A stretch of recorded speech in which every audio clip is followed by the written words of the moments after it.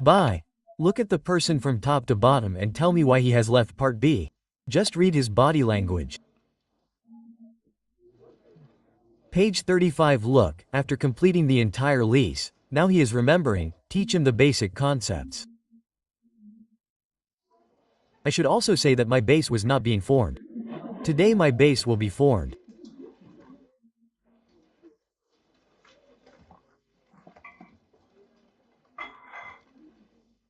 Lease. Page number 35. Lease is a contract and a part of a contract.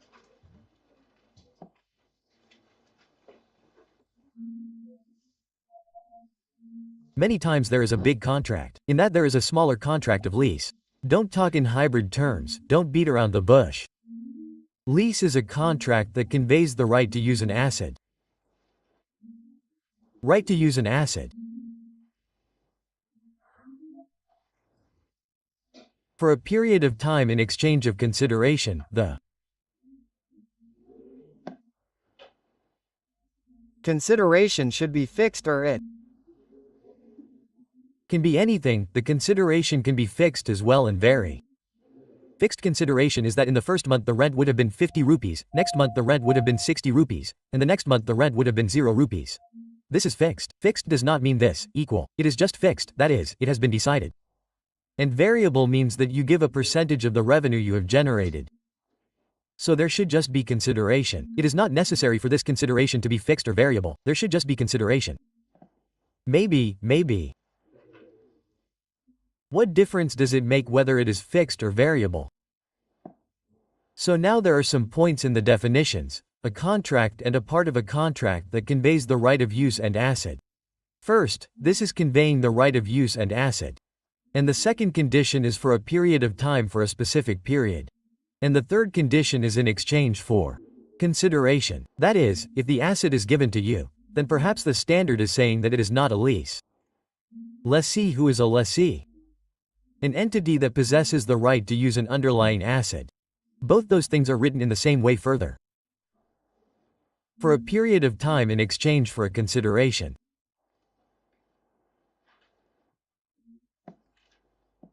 And lesser. This is the dates that provides. The same is written further, so basically there are three things. Right to use enshish for a period of time in exchange for consideration.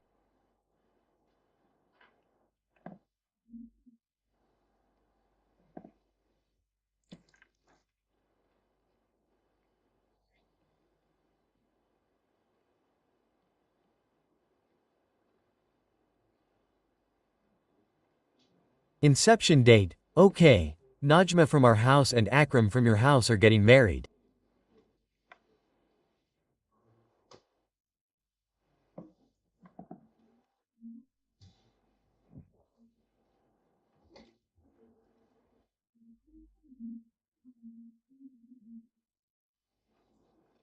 We have come to ask for Akram today. You have come to ask for Najma. So this date will be called the date of commitment by parties to the principal terms and conditions of the pleas. The child should be educated. The child should be sensible. He should not be talking stammeringly. All the terms and conditions will be agreed. He should not start behaving like a madman while sitting. When the announcement of food is made at the wedding, he should not run away. There should be ethics. Okay? So all these things, he should pray 5 times a day. He should perform tahajjud, so all these principal terms and conditions should be agreed upon on the day. So the second thing and then the day of lease agreement, obviously there is a slight difference between the two. One is the date of commitment by the parties to the principal terms and conditions. For example, it is January 4th. On January 4th, the broad terms were agreed that a car has to be leased. The car should be the next model from 2015 and the rent should not be more than 10 lakhs in all the years. All these broad terms were agreed. Then the day when these people will come to make the agreement, that day will be called the date of lease agreement. Whichever comes first among these two, obviously, whichever will happen first among these two will be this. This will happen first among the two. And it is not possible that this may not happen or the engagement may not happen. We are coming directly for nikah, okay? There is no concept of engagement in our community, it breaks. So that is why we will directly sign the agreement. So this is the day when you decided things in broad terms, and this is the day when you signed the agreement. So the day when the lessor and the lessee sign their agreement, or the day when they decide things in broad terms. What is the name of the work that is done first among the two? Now what is the significance of the inception date? Brother, these things come in theory, MCQs come, then you say that you are not able to understand, because you people do not listen carefully. So what is the meaning of the inception date? In this attempt, he has eliminated 100% of the numerical-based MCQs. He has asked all the numerical theory-based questions. He has made theory-based numericals by taking out small things from this. In this attempt, he did not have to hold the calculator even in a single numerical. So now he has completely shifted everything together whether the children know these concepts or not. He is addicted to numericals and keeps doing it. Okay. Well, now what is the significance of the inception date? What is its meaning? Now all the people are done. It is identified at this date. On this date it is identified whether the contract contains a lease or not. Today we have to study this concept, inshallah. Whether the lease is a lease or not. We had kept this concept on hold for a while. Today we have to study whether the lease is a lease or not. And if it is a lease, then it is identified which type of lease it is. That is, whether it is finance or operating. But obviously this accounting does not start. Entries are not made because till now the vehicle is still with the lessor. The vehicle has not been handed over yet. The commencement date, the date on the lessor, makes an underlying asset available for use by the day he makes it available for use. Now the accounting for earning use starts on this date. What happens on this day? General entries etc., accounting etc. starts for it. All the entries like ROULL etc. start being made for it. So, inception date and commencement date, these are two different words. Give their example.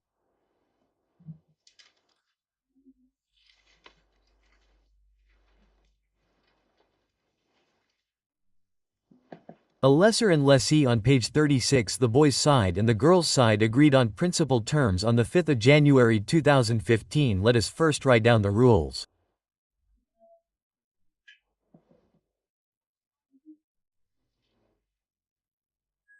Then it will be easy to write the dates after that. Tell us the rules. What is inception date?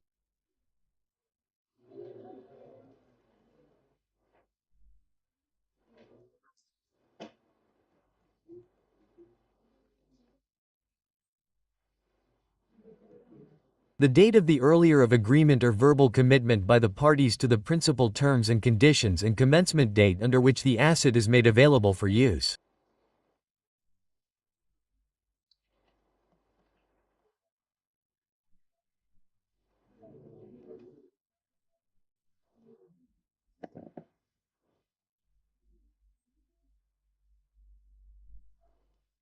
Lessor and lessee agreed on principal terms on the 5th of January 2015. The contract was signed on the 10th of January 2015 and the asset was given on lease on the 18th of February 15. So when was the commitment made?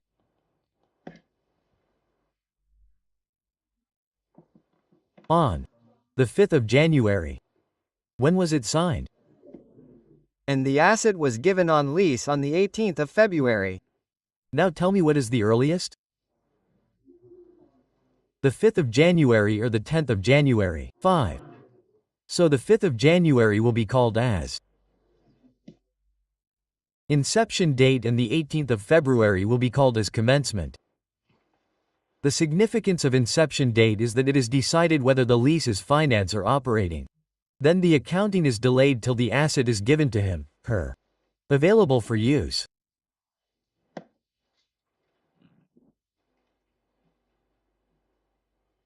Basically, J Limited enters into a contract for the lease of a car with K Limited on January 18th. When was the agreement done?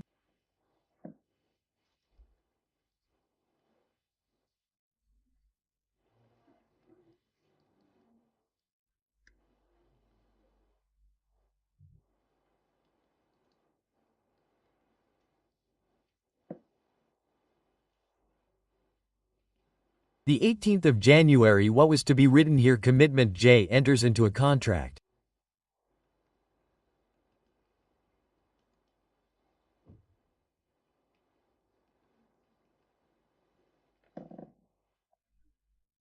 Contract agreement is again the same thing.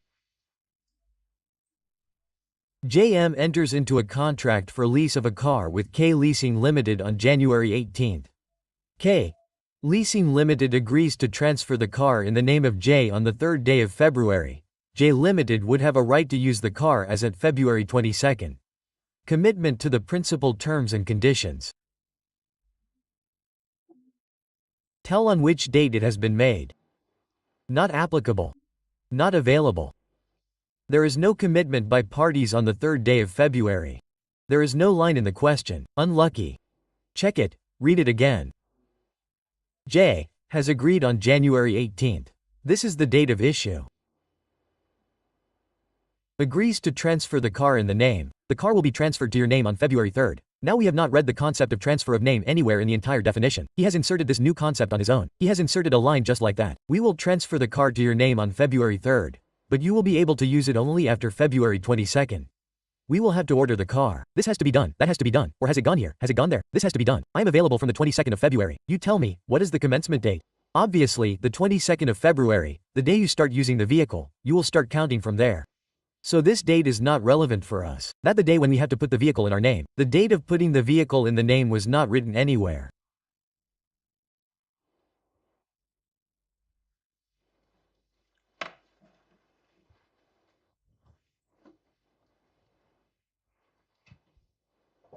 Now note it down. Please note it down properly, because the answer was not noted so well.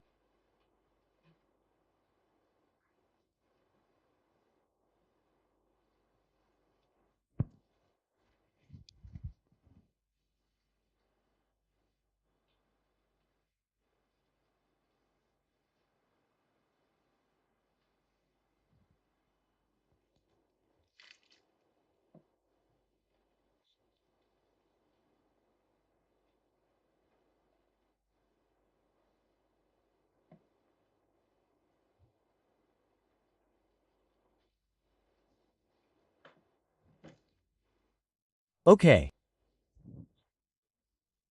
What are commitments and plans for tomorrow and day after tomorrow? Well, this used to happen in our time. Breakfast was not taken on Monday morning. You people stop eating food from Saturday or Sunday night itself, right? You people are very cool-minded and relaxed people, right? You people do not have any tension. We will eat pawn comfortably. We will eat Siri Monday morning. Then we will pick up the mobile comfortably. We will read Bismillah. I am afraid, I am afraid, I am afraid. Okay, let me deposit the mobile here, brother. Let whatever happens happen. I will come and give you the mobile on Tuesday, okay? Economic life is the period over which an asset is expected to be economically usable and the number of production of similar units is expected to be acquired from an asset by one or more users. That is, economic life is how much do I have to use? How much does the next one have to use? How much does the next one have to use? How long does the entire asset have to survive? This is economic life by one or more users, but there is a useful life. How much do I have to use out of that, or how many units do I have to produce? So if you are buying a mobile, then it is possible that the economic life of the mobile is 30 years. That I will keep it for 5 years and then I will give it to someone. Then in the long run it will go into someone's hands. But it is possible that you take its useful life to be 2 years, that instead of 5 years, I will use it for 2 years and then I will give it to someone later. So useful life is a period over which assets are expected to be available for used by us and the number of production similar to that of being acquired by us. How many parts do we have to acquire? So that is the difference between economic and useful life, okay? So in today's notes, it must have been written page 35. That's it, I would not have gone into much details. That's it. Page 35, okay, and it must have been written. Then page 36, example 1 and 2. It must have been written like this. Page 35, page 36, example 1 and 2. Okay?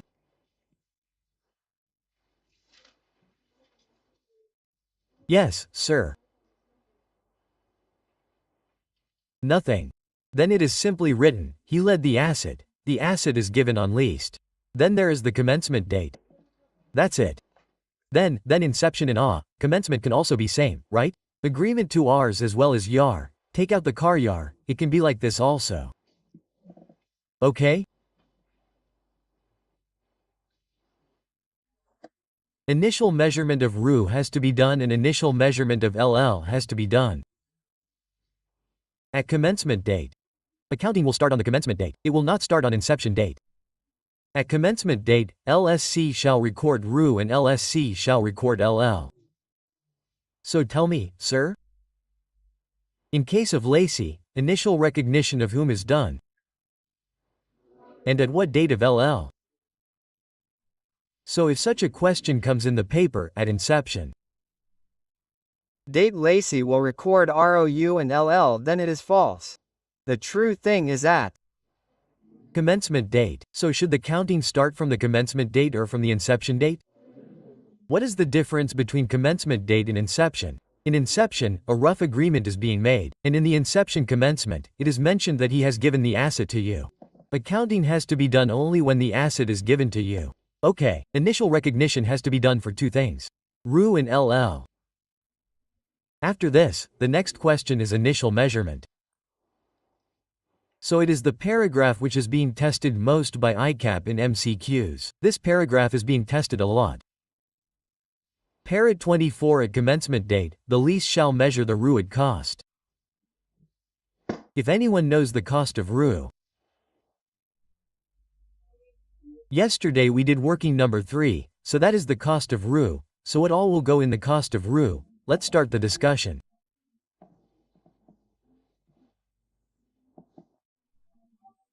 The cost of a ROI shall compare the amount of initial measurement of lease liability. What do we call it? PV of LP initial measurement of lease liability. Do you know on what the initial measurement of lease liability is done? What is its entry on PB? Initial measurement of lease. RU. Debit. This is called initial measurement of lease liability. Of course, these general entries are also written.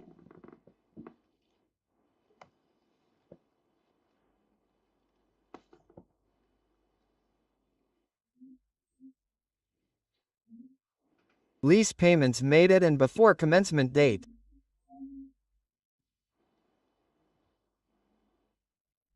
At commencement date is the down payment and before commencement date is the father of the down payment as well. That is, any payment before the down payment. For example, lease commencement was to be made on the 28th of February. So 2 days before that, on the 28th of January, the lessor and the lessee were sitting. So the lessor said to the lessee, let us start the lease. Give me 10,000, then we will start the lease. Rent etc. are separate. The lessee said, friend, this is not it. He says, leave it, but I am already giving you a reduced rent. If you give me 10,000, then we will start the lease. So the lessee gave 10,000 to the lessor. So its normal entry will be just RU debit cash credit. RU debit cash credit. So put it in the cost of RU. So if we make any payment before the lease starts,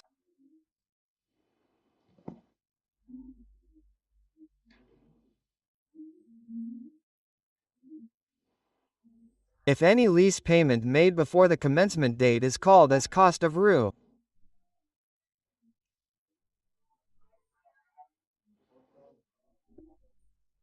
Well, in all these entries, I have to debit RU only, because what am I taking out? Cost of RU. Well, that is what I am coming to. Well, as far as we ask this question, this is a theoretical discussion, you should know it for MCQs.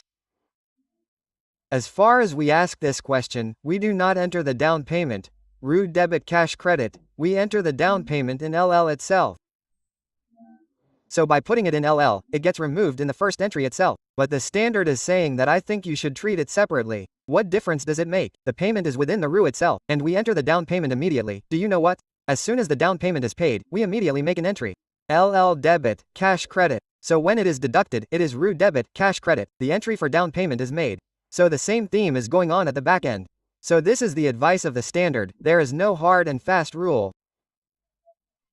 This is the advice of the standard that down payment and any payment before down payment, throw it directly in RU. In RU debit cash credit, but alhamdulillah do not change your numericals. In numericals we will bring down payment plus rental plus grove expected to be paid. We will route it from LP only. There is no harm in that. So let me tell you that apart from normal rentals, if any payment is being made at commencement date or say, then it is better to put it directly in RU. Less any incentive, i.e. 10,000 less. He caught it. He said hold back the 20,000. You have come to me. I have very good clients, so the incentive will be netted from that. Okay. Next, any initial direct cost added by lessee. So tell me the entry for lawyer fees. Yes. Entry for lawyer fees. What is to be taken out after adding these ABCD? Cost of, and does anyone remember its entry estimate of cost to be added by lessee in dismantling and removing the underlying asset and restoring the site on which it is located? ROU debit. Provision for dismantling credit that will be discussed in detail and is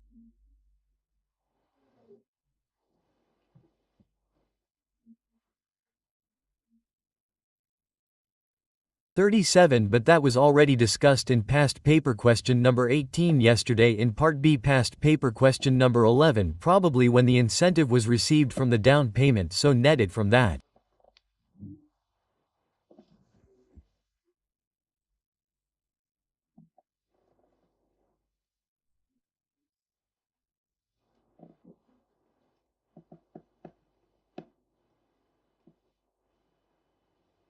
Okay, now you tell me this is page 202.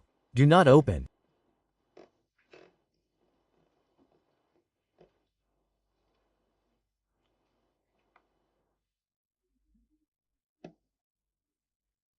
Do not open page 202. So I have opened page 202 and you keep this page of the book open and write down MCQ number 21 here. Now tell me which option should we tick?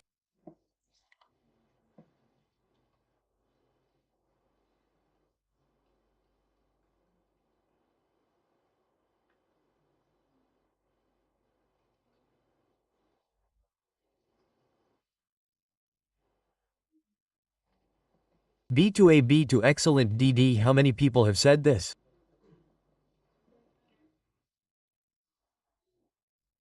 Raise your hands. Excellent. D, which should not be included in cost of RU. Which should be included in cost of RU. ABCD, which should be included in cost of RU. ABCD? Amount of initial measurement of lease liability? A, is it included in cost of RU? Present value of estimated cost of dismantling the asset at the end of lease. Yes, it is included in cost of RU. Payment made to lessor before commencement of lease. He has picked up the word from here. Payment made to lessor before commencement. Now you don't have to memorize these things. I don't think that you will go to such a level that you will have to memorize everything that I am teaching you today, but you have to remember, you should know what you studied where. You should know conceptually. Payment made to lessor at commencement date. This thing has also come up. So gross lease rentals payable under the lease agreement. My brother, this is gross lease rentals.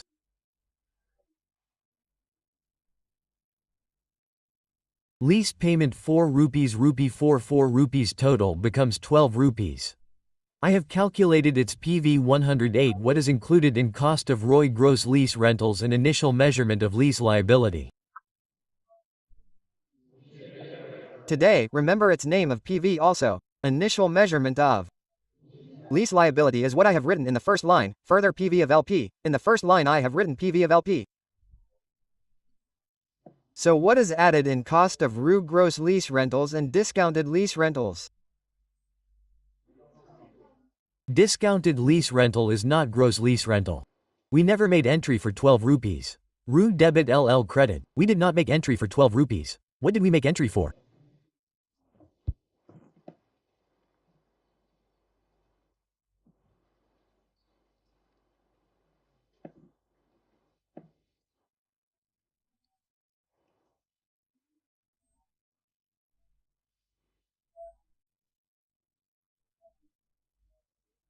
(10.8) Its entry is RU debit. Its entry is RU debit LL credit. RU debit provision credit. RU debit cash credit. Its entry is RU debit no. At commencement date, a lessee shall measure the LL at the present value of the lease. At what is the present value of the lease measured by LL?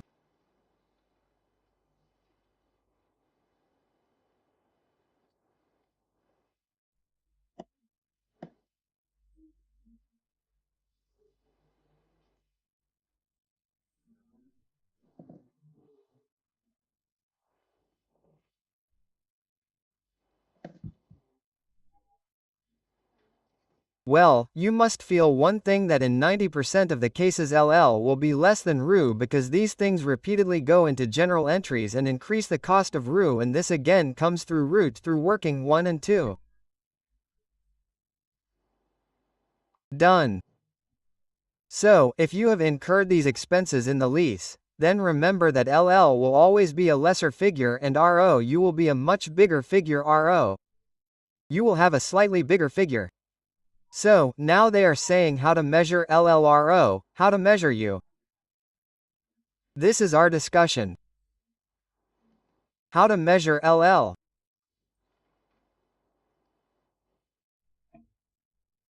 At the commencement date, a lessee shall measure the LL at the present value of lease payments that are not paid at that date. Well, we do a little numerical manipulation in it. We put the down payment. It says put only those payments in it that are not paid at that date. If you have made any payment on that date, then do not take that in LL, but we put the down payment. It does not make any difference. Because it is numerically acceptable, there is no such thing in it. So tell me, what should ideally be in LL? Ideally, there should be no down payment in LL. Why shouldn't it be? Because it is not LL. It is not a lease liability. Because what has it become immediately? So it has entered a small loss. Remember this also from the point of view of theory. Do not mess with your numericals. Many times we have thought of making entries exactly the way it is in English. But then children get confused like this. So let your questions go like that.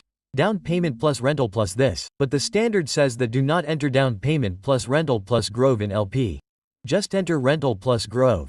Because it is better to enter the down payment directly in RU. So what is LL? All payments in lease except down payment, and if any father of down payment has been paid before that, then it is said not to enter it in LL, in my opinion, because it is not LL. It is not a liability, that is paid. So, at commencement date less shall mean the LL at PV of lease payments that are not paid on that date. It was not paid on that day. Now take out the down payment and find out the LL. If there is a question of advance, then also the same thing is true. In case of advance also, the earlier advance should not be included in the LL. Yes, that is also better. But when he is saying that, then that will obviously be covered in this. When he is refusing the one for that date, then the one before that is not a liability in any way. He did not even think that it could be a liability.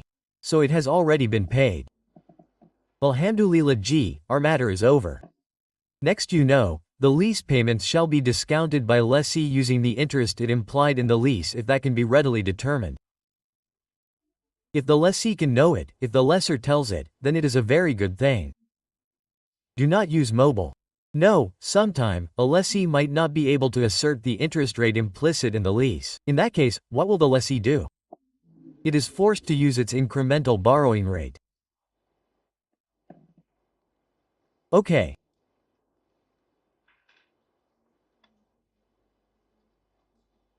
Subsequent measurement. How is the subsequent measurement of RU to be done? After commencement data, you should measure the RU asset applying a cost model. Whether it is kept on the cost model or RU, and the solution is also available. We will read about it in the next page, unless it is another of the measurement models. Let us see here which ones are there. We follow the cost model only. Thank God, in all the classes in the cost model, we measure it on RU. From that, we subtract the accumulated depreciation and minus the accumulated impairment loss. You do not need to read the discussion on depreciation, if the ownership is being transferred. If the ownership is being transferred, then you should do this that the lessee should depreciate the RU from the commencement date to the end of useful life.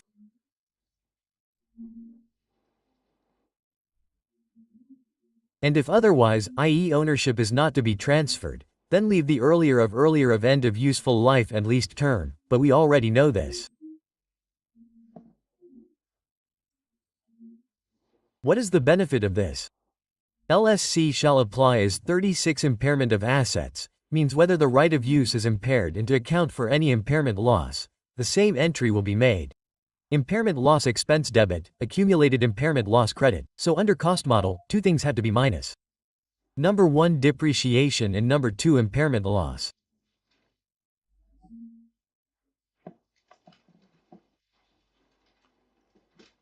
Other measurement models. If we also apply the fair value model in as 40, how can we apply as 40 on RU?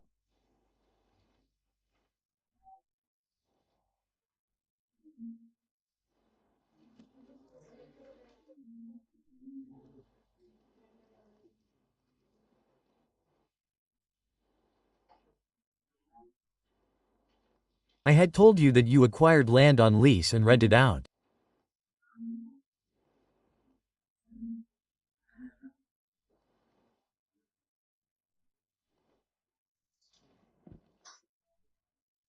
Now let me tell you that as 40 can be applied on this RU. Why? Acquired land on lease means that earlier it was a RU type thing. But later on whom was it given? Gave on rent. That means all this became lease type. So where can we pass this RU? From IS4. In IS4 again it is your choice. There is also cost model, there is also fair value model. That is your choice. If you use the fair value model in IS4 for its investment properties. If in IS4 you are applying the fair value model for investment properties, the lessee shall also use the fair value model for ROU that meets the definition of investment property. Now there is no scope here. What word has he chosen here? Shall. If you have any other investment properties apart from this, what are you applying on them, then? See the fair value model in is 40. It is also possible that we have given 2 lands on rent after our purchase. If we have given out some land on rent after purchasing it and we feel that it fetches very good rent, then if we don't have money to buy more land, then we should take a third land on rent and give it out on rent. So, if we have given out 2 lands on rent, we will be charged as 14. But if we take land on rent from someone and then give it on rent further, we will also be charged as 40. Now if you use the fair value model in as 40 on those 2 first lands, then what should we do on this new land as well? Use the fair value model. No, then that land and building are the same thing. Okay. Read further.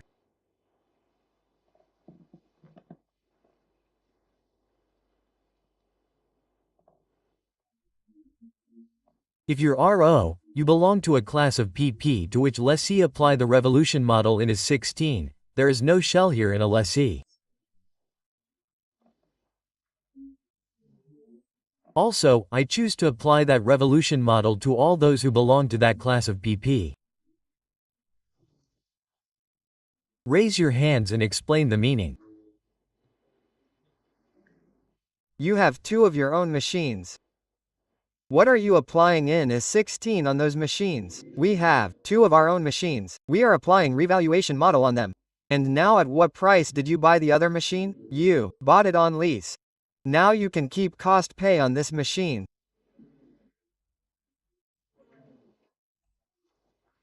And revaluation is here.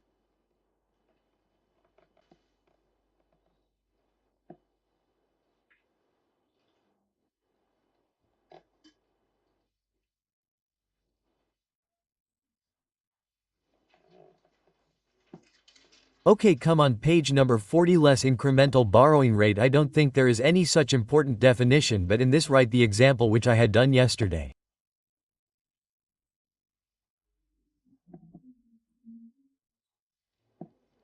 At what percentage did you take loan number 1? At 12%. Some children remember at what percentage did you take loan number 2? 14% if I get a new loan. If I get a new loan. So maybe at what percentage will you get it? This 16% is called as less on extra borrowing rate. 2. This borrowing is not done, but it can be done at 16%. Now this is a technical definition, which at the most came up in MCQs to the extent of theory. What else? The less incremental borrowing rate is the rate of interest that a lessee would have to pay to borrow over a similar term. If the lease is for 4 years, then find out, this loan should also be for 4 years, over similar term. I had said, now when 2 people have given the loan, the third person has refused to give loan to this person, or the third person was charging too much interest, due to which you did not take the loan and instead of the loan you have taken the asset on rent. So in such a situation you see how much is the interest of the 4-year loan? If the lease is also for 4 years, over similar term and with a similar security, and the security of both should also be the same, it is possible that you may have to keep jewelry or something as security. The funds are necessary to obtain an asset of a similar value to RU and take only that much money from the bank as the value of that asset. In similar economic environment, the economic environment should also be similar. That is, if you are in Pakistan, then find out the rate in Pakistan itself. It is not that if your business is in 4 countries, then take the rate of the environment of some other country. So what you do is that if you take the asset on lease from the bank, then what happened now? You went to the bank. You took the asset on lease from the bank. After taking the asset on lease from the bank, you asked the bank to tell me what is the implicit rate? The bank said I will not tell you, keep going. Now you come home. After coming home, now you have to use some rate for discounting. For that, what is your situation now? You see that my old loans are at 12% and 14%. Now you call any bank and ask them to think on the back end that which asset I have taken. It is possible that you have taken the asset on lease for 4 years and it is worth 1 lakh rupees. So call the same bank and ask that I need 1 lakh rupees for 4 years and I have already taken 2 loans. So the economic environment should also be the same. That means you are operating in the same country. So tell these 2-3 things to the bank and ask them, now at what percentage interest will you give me? The bank will say 16 to 17%. Now I will take it from him. So that will be called as your incremental borrowing rate. So he has used these 2-3 words technically. There should be similar term. There should be similar security and ask for the same amount of money from the bank as the lease asset is worth. So when all these things become common, then whatever rate the bank gives you for your loan, you name it as lessee incremental borrowing rate. This is incremental borrowing. It is not done but it can be done. You can do this borrowing. Okay, let's just test your patience. This too much theory then becomes an issue. Initial direct cost. Initial direct cost does not only include lawyer's fee. Initial direct cost will also include commissions, my dear. Fees paid to the lawyer will also be included. Cost of negotiating leased term. To negotiate leased term you have to travel many times. This is the type of issue. Cost of arranging collateral. To arrange collateral you had to incur some cost. You had land, building, so you kept that as security. The bank said, let's go and take a round there. Cost of arranging collateral and payments made to old tenant to obtain the lease. Many times if the old person is not leaving then you tell the old tenant or the bank has given the machine to someone. If that person is not giving the machine, then you tell him to take 3 lakh rupees, just do it, leave it, so you give the machine. So that is also basically IDC. It is the initial direct cost. But you know all these figures. After adding them, the total that comes out will be called IDC and it will be entered in the general entries again and again. So whenever you will make a payment of commission, legal fees, cost of negotiating lease terms and these words have to be remembered. And the cost of arranging collateral and payments made to existing talents to obtain the lease. I don't know whether to remember or keep. Don't talk in hybrid terms. So I don't know whether to remember or make. In my opinion, it should be remembered so that when the words come, you remember whether it was in this list or not. Rest, its treatment here we have discussed only from the angle of lessee, not from the angle of lessor. Its treatment is that IDC is added to the amount recorded as an asset. That is, it will be put in RU. Like it was put in past paper question 13. You know its treatment is different everywhere. That is a different discussion. We have a table. Payment made to existing to obtain the leased, that is, the old tenant was not leaving the thing. So, like in the tax class also, you often used to read that you pay money to get the possession released. If there is a property, money is paid to get the possession released. So, did you pay money to get the possession released from someone? So, like the college people say that friend, for example, he charged rent for 1 day to sit in the library. So, now he charged rent for 1 day to sit in the library. Now a child has paid rent by paying 50 rupees. Now you come and you say no, I want to sit. He said give me 200 rupees, I will vacate the seat. You gave him 200 rupees and then got the seat vacated. So this payment is made by existing tenant to obtain the lease from payment made to existing tenant. That means the payment you made to the old tenant, for example a company, was made at the time of lease entry. Legal advisor's fee is 100 rupees and over manager also spent 15 days on lease negotiation. And his monthly salary is 1 lakh rupees. Now this is not incremental cost. So one important part of the definition which I had hidden till now, I have highlighted it. That is incremental cost. Extra cost. Even if your manager does not spend 15 days here, his monthly salary would still be there. So, Yes, if apart from 1 lakh rupees you make any incremental payment to him, then you can include that in IDC.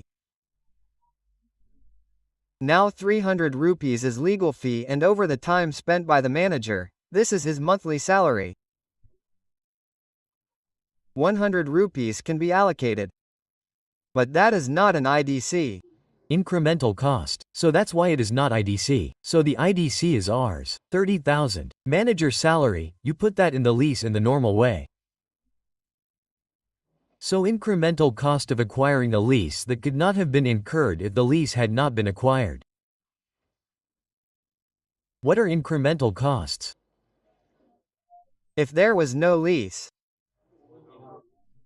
this cost would not have been incurred. If there was no lease, this cost would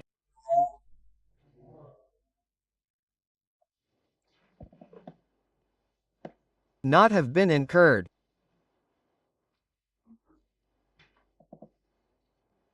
Well, when two knots are added, the problem can be made simple like that. If you had not come, I would not have gone with you. It is easy, you come, we go together, right?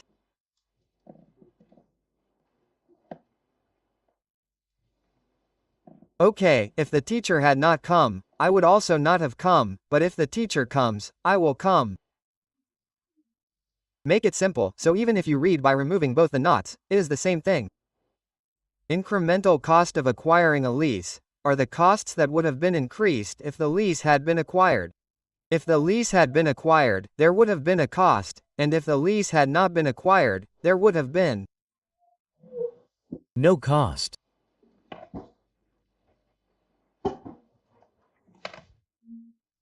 Let's make another part.